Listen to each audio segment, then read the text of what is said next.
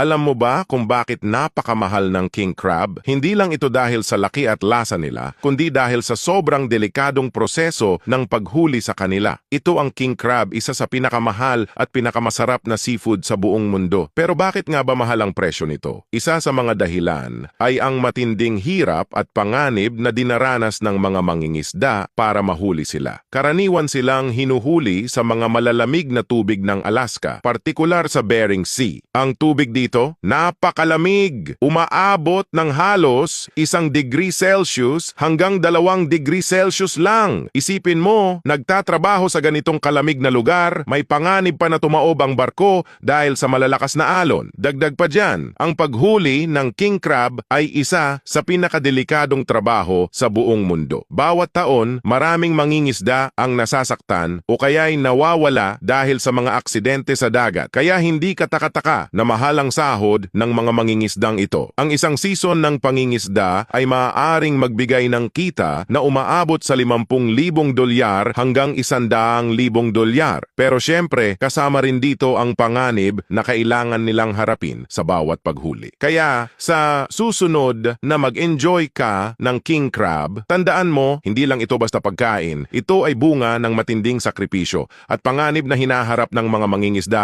sa napakalamig na dagat. Iyan ang dahilan kung bakit napakamahal nito.